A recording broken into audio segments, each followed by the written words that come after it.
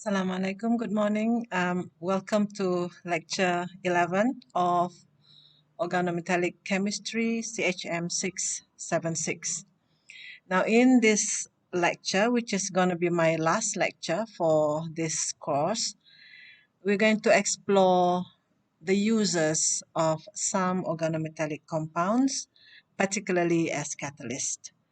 Now, in my previous lecture, which was lecture 10, I was telling you about the reactions that organometallic compounds can undergo. And you will see in this lecture how those reactions make the compounds good catalyst. Now, catalytic property of organometallic compounds are well known. Yeah, there are so many compounds that have been used to catalyze a reaction. One of the most famous one would be the compound that was Ziegler and Natta. You have also compound a Grignard reagent and so many others, which you will discover when you do your assignment later. Now, the ability of organometallic compounds to undergo the combination of OA, oxidative addition, and reductive elimination reactions enables them to act as catalyst. Now, in oxidative addition, the newly added ligands are brought closer to the original ligands. Yeah. If you can imagine, the metal itself, the metal has already got some ligands attached to it, and then a new ligand comes in through oxidative addition. So that new ligand that is coming in is going to be physically closer to the other ligands. When the ligands are closer to one another, bonded to the same metal, then that will allow chemical reactions to occur between ligands. The close proximity of the ligands allow them to interact with one another. Such reactions are often observed in the mechanism of catalytic cycles involving organometallic compounds. Now, there are many organometallic catalysts that have been employed in the industry, and most of them works via the oxidative addition reductive elimination process. And they typically occur, the mechanism is typically cyclic in a cycle. I'll present 4 examples in this lecture. So the most important thing that you must remember here is that the reactants are brought closer together when they are bonded to the same metal. When the reactant of that reaction is brought closer together, they will react easier. And then once the reaction is complete, they will be eliminated. The product will be eliminated in the reductive elimination. Yep. So that's really quite neat.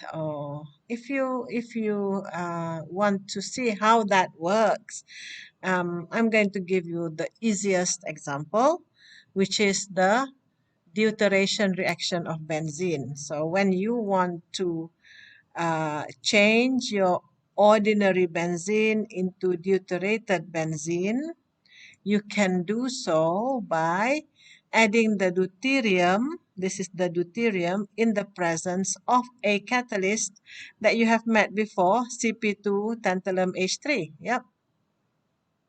This is the catalyst. This is the one that at the end of my previous lecture, you met this catalyst. You have Cp2 tantalum H3 becoming Cp2 tantalum H, and then the cyclic reaction will occur. This can be the one on the left hand side can become the one on the right hand side, and vice versa, the one on the right hand side. Or I'm mixing my left and my right, but never mind, you get the picture. Right. So when we are looking at the reaction of deuteration of benzene, why is this reaction important? What is the most common use of deuterated benzene that you have encountered? Yeah, it's in as a solvent of NMR. That is what we always find in the lab, solvent of NMR, and so on and so forth. Okay, let's have a look. You want to go from ordinary benzene into deuterated benzene through the addition of deuterium in the presence of this catalyst. So how does that reaction go? Now, first of all, take your catalyst. Now, this catalyst is an 18 electron species. If you don't believe me, count it yourself. This is an 18 electron species. It has 5 ligands attached to it. It is not suitable to undergo oxidative addition. Yeah, but it can undergo reductive elimination. So this species will undergo step 1, which is a reductive elimination by eliminating a molecule of hydrogen, a hydrogen molecule. So when one hydrogen molecule is removed from this species, you're going to get your 16 electron species of Cp2 tantalum hydride. 16 electron. Oops, excuse me. Now, this 16 electron species fulfills all the requirement for oxidative addition, the 4 requirements that I mentioned in my previous lecture. It is more than D2, it is coordinatively unsaturated, it has less than 18 electron, and it has transition metal. So, with the 4 conditions of oxidative addition fulfilled, when you add a molecule of benzene, OA will occur. So step number 2 is oxidative addition, where benzene is added onto your catalytic species. And that addition will produce this. You have your phenyl. This is your phenyl. And the hydrogen that was seated there is now here. So that is an oxidative addition, and this species, if you count, will be 18 electron, and it is ready to undergo reductive elimination. And step 3 is indeed reductive elimination, where one molecule of hydrogen is removed. One molecule of hydrogen is removed. So as you can see, this is Re, step 1. Step 2 is OA. Step 3 is back again to Re. So you can see the trend. It is starting to show a cycle. So when one hydrogen molecule is removed, that means this one and this one here. When these two are removed as a hydrogen molecule, what you are left with is this species where the tantalum has 2 Cp and 1 phenyl attached to it. So it is looking good because you want to react this ring with deuterium. And the next step is OA because this is an electron deficient species. Then when deuterium is around, deuterium is going to add itself in oxidative addition reaction into the catalytic species to make this compound. So 2 deuterium will be added onto the catalytic species. Now the deuterium is physically close to the phenyl ring or to the benzene ring. So that is why this reaction occurs quite easily, because the deuterium is physically closer, in close proximity with the benzene.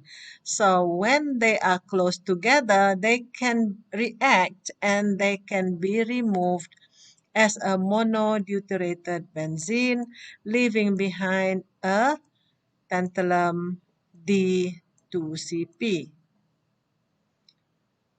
So you can see this is already monodeuteurated. It started with an ordinary benzene. After the first round, one of the hydrogen is already replaced with a deuterium, and your catalytic species is ready for step 2. Yeah, this is your catalytic species, very similar to that one. The only difference is the hydrogen because it's already D now. It adds back this monodeutyrated benzene onto here and undergoes the same cycle all over again, same cycle until 5 times more. And at the end of the 5th cycle, you are going to get all your hydrogen replaced by deuterium. So that is the cyclic mechanism of Re, OA, followed by another Re, and then OA, and then Re, back to OA, and back, um, uh, alternating between reductive elimination and oxidative addition until you get what you desire, until you get your desired deuterated benzene.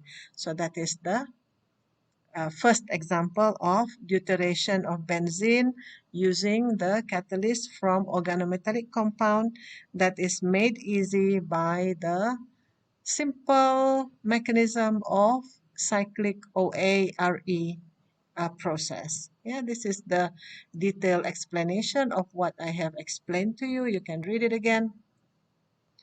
Repetition of this sequence from step 2 to 5 in the presence of excess deuterium eventually leads to full deuteration of C6H6 to C6D6, and each subsequent cycle, the catalytic species is regenerated. So if you count the electrons, this is how you count the electron. This is 16 electron of your CP2TAH. This is 18 electron of your CP2TAH2 phenyl. So it's 18 electron.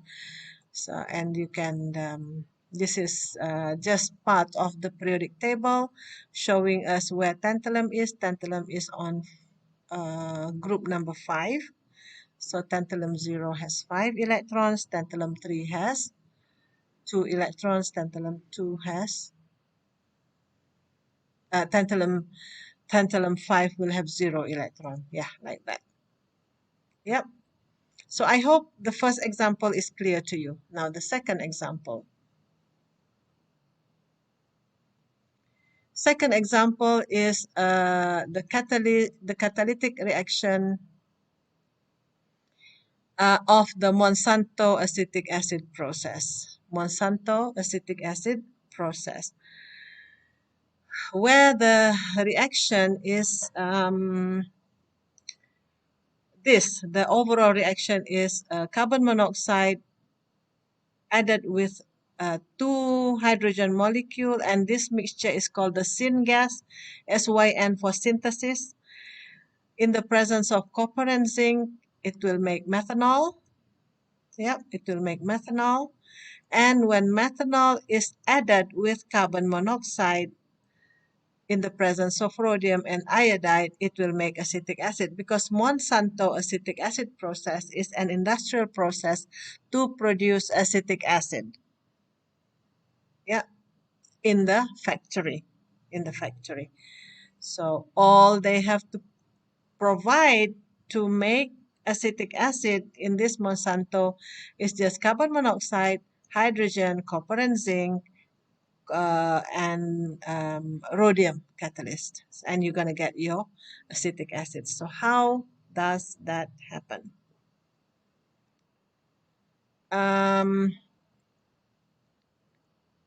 The mechanism of catalyst, there are 6 steps involved. You're going to read these steps by yourself. I'm going to just go through the equations as we go through the steps, so that is easier for you. Now, step 1 is supplying, after you produce your methanol, through the reaction of carbon monoxide and hydrogen, you get methanol. This methanol is going to be reacted with hydriodic acid, HI, and to make iodomethane and water, and then this is presented in this cycle. Yeah.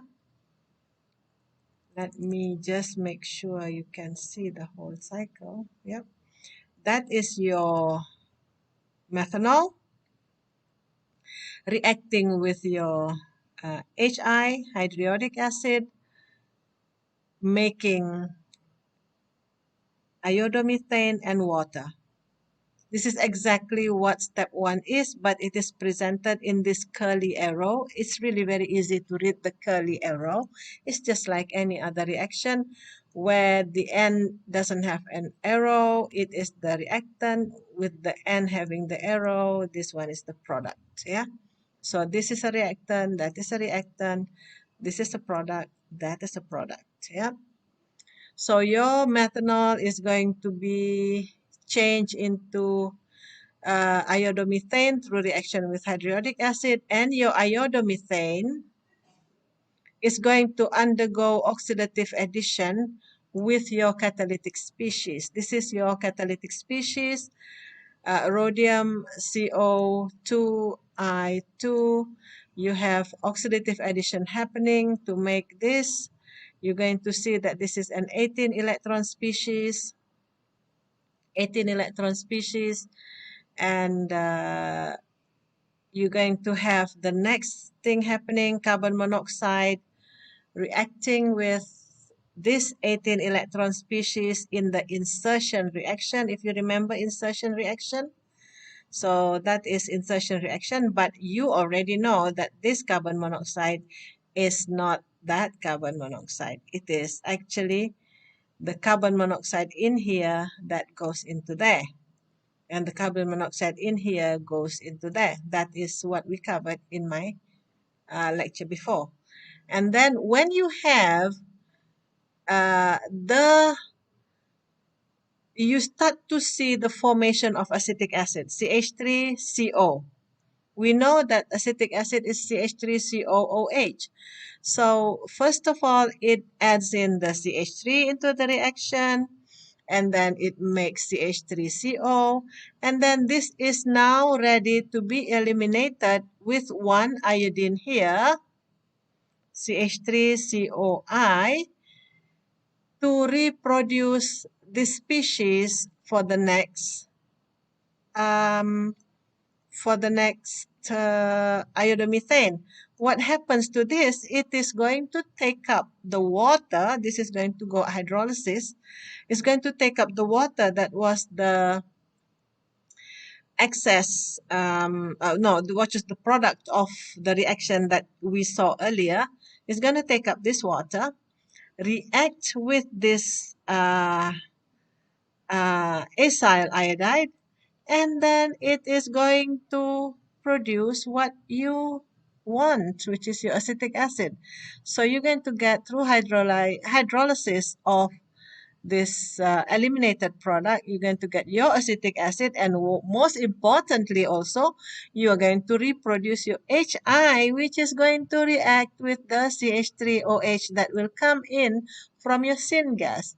So this cycle is effectively self-generated. As long as you produce your methanol through the reaction of your syngas, your carbon monoxide and hydrogen, this is going to be like a well-oiled machine. The cycle is going to continue.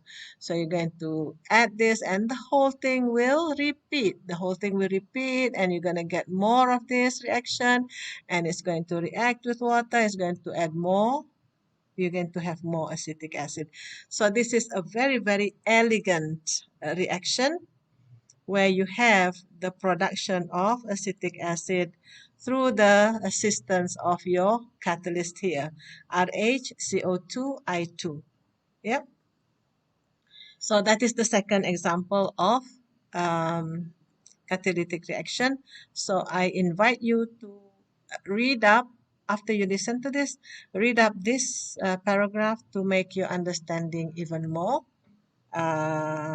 stronger, clearer. Now the third reaction that I'm going to talk about is example 3 of your catalytic reaction, which is a Wilkinson's catalyst for hydrogenation of alkene. So alkene can be hydrogenated to make alkane, and this hydrogenation can be catalyzed through a Wilkinson's catalyst, which is Wilkinson's catalyst is a rhodium chloro PPH3 3, yeah, which we have seen previously, I think. Yeah, I think so. Now, Wilkinson's catalyst is the common name for chloro-3-triphenylphosphine rhodium 1 with the formula like this. It is named after the late organometallic chemist in a 1973 Nobel laureate, Sir Geoffrey Wilkinson, who popularized the use of that catalyst.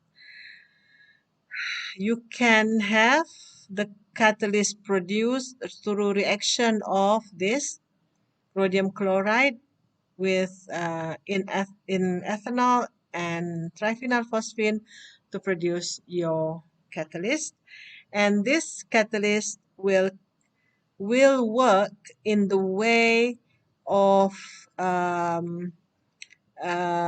elimination, oxidative addition, and so on and so forth to assist hydrogenation of alkene. So what is the purpose of this reaction? This reaction is to hydrogenate alkene into alkane. Yeah. So I'm going to explain to you how alkene is changed into alkane with the help of this catalyst. Oops, excuse me. Yeah, with the help of this catalyst here. So that is your catalyst. In step 1, there is an explanation to step 1 in the other part in the here, which you will read later. Step 1 is an elimination process where one of the triphenylphosphine is eliminated to produce a very, very electron deficient species 14 electron complex Q. The first complex is the complex P, which is your catalyst, is going to remove one of the triphenylphosphine and is going to take in a hydrogen as step 2 in oxidative addition. So step 2 is oxidative addition. So you're going to have this hydrogen attach itself. So from 14 electron is going to become 16 electron. And the step 3 is adding, you have added your hydrogen. Now you are adding your alkene because the ultimate goal of this reaction is to react alkene with hydrogen. So hydrogen has gone onto the bus. If you take this as a bus, if you take this catalytic species like a bus, your first passenger is your hydrogen, the second passenger is your alkene. So when alkene and hydrogen are seated together in the bus, they will easily react. Excuse me. They will easily react. You have your alkene here bonding as an olefin like that. An olefin, hydrogen is just close by. So hydrogen is going to attack this double bond and make an alkane or alkyl ring. So if you come in with a propene, this will be your propyl now. Now, then after the step 3, which is called step 4 is called intramolecular transfer of hydride from metal to olefin. This is the intramolecular transfer of this hydrogen. Excuse me, this is just not working very well. Intramolecular transfer of this hydrogen to that double bond there to make alkyl here. Now you can see that from double bond is starting to get all single bond and ready to be eliminated as alkene. So when this propyl is eliminated with this hydrogen together, it's going to produce what you desire in your reaction, which is your propane. From propene, you get propane through insert. There is an insertion reaction. Is there an insertion reaction? No, there is a hydride transfer, and with elimination of this propane, you reproduce your catalytic species, now an empty bus. The empty bus will go on its merry way and then pick up the first customer or the first passenger, pick up the second passenger. The passengers are going to react together, and then they're going to get off the bus as your propane, and go on and go on and go on in many, many cycles. So that is why catalytic species from organometallic compounds are very popular, because they can be repeated in a cycle almost endlessly until this catalytic species needs to be regenerated, maybe after a few hundred cycles. Yeah, so that is the third example of catalytic reaction by organometallic compound, which is hydrogenation of alkene. Right? I hope if that is not very clear to you, you can read up the notes that accompany my lecture, and any question, ask me.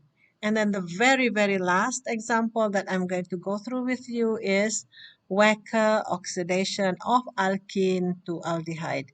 If previously you see that alkene is hydrogenated into alkane, now using a different catalyst, you are going to change your alkene into aldehyde. So if alkene is reacted with Wilkinson's catalyst, it will make alkane. But if alkene is reacted with a Wacker catalyst, it's going to make aldehyde. So the aim of this reaction is to change your alkene into aldehyde, and the way that it is carried out is really quite beautiful with the help of this catalytic species, palladium Cl2, assisted with a co-catalyst. Now you have a co-catalyst here, and the function of co-catalyst will become clear as I go through the cycle explanation with you. Yep. Right. If you can recall, your catalytic species is palladium Cl2 with any other ligand attached to it, Ln, it doesn't matter what L is. Now this palladium Cl2 is going to go around and it's going to pick up the first passenger, which is your alkene. Now alkene is going to be attached to your palladium, and this is going to be undergoing a nucleophilic attack by water. Yeah, the alkene here is delta positive. It is a nucleophile. It is a nucleus. It is a positively charged species. Water is going to be highly attracted to it. It's going to attack that site, and it's going to undergo this electron transfer. And what you will have is this situation. You're going to have your palladium attached to this, what originally was an alkene now looks like a single bonded with OH and H species attached to it. And then there is going to be a hydride shift where this hydrogen is going to collapse onto that bond. And in the process, you are going to undergo, this reaction is going to undergo reductive elimination to produce your desired aldehyde. So from alkene, going through complexation, which is your addition reaction, oxidative addition, going to go through hydride shift and reductive elimination. You're going to get your aldehyde, but your catalyst is not quite ready for the next round. It has to be regenerated, and the way it regenerates itself is by getting rid of one HCl, which it obtains from here, one HCl, and then it's going to become LNPD, and this is palladium 0. Yeah, this is palladium 0. So it will be oxidized by your co-catalyst copper. So reaction of your palladium 0 with copper will reduce from copper 2 into copper 1 and oxidize palladium 0 to palladium 2, ready for the next round. What happens in here is your copper 2 co-catalyst is going to do its job in making ready this palladium for the next round. So the way that it regenerates itself is from copper 2. When it reacts with palladium, it becomes copper 1, and it will become copper 2 again through a reaction with HCl, which was removed here, and this whole cycle is going to go on. So you have effectively two cycles going on. The main reaction where you have your alkene change into aldehyde, and the side reaction where you have your co-catalyst oxidizing your palladium onto palladium 2, ready for the next cycle. So that is Wacker oxidation of alkene to aldehyde, which is the fourth catalytic reaction that I'm going to feature in today's lecture and my final lecture. So with that, CHM676 is completed, and I am happy that you have understood many things through this lecture. We have completed the 11 lecture series. So now, please log in into your iLearn or your UFuture, whatever is now available for you to do. You have to complete your SUFO, which is your student evaluation online. Otherwise, you're going to have problem viewing your results. And you have to please complete your entrance and exit survey. If you recall in the beginning, when you do your entrance survey, there are 10 questions that we ask you whether you already familiar with what are the items that are going to be taught in this course. Now, after you go through 11 lectures with me and almost 20 meetings, live meeting online, I would like you to assess your understanding and your added knowledge on the 10 initial questions that we asked at the beginning of the semester. I hope there is an increase in the understanding. I hope there is an increase in the knowledge of the 10 items. And I hope this CHM676 is something that you enjoyed throughout the semester, despite the fact that we are only meeting online and there is no interaction, there is no face-to-face interaction between us. I hope that you have gained a lot. I myself have gained quite tremendously through the experience, and that's it. You'll be ready for your next assessment. I wish you all the best. And I hope this will be your final semester in UITM. You will be graduating and you will be ready to face the world as a non-student. Okay, thank you very much. Take care, keep safe, and UITM is always in our heart. Bye. Assalamualaikum.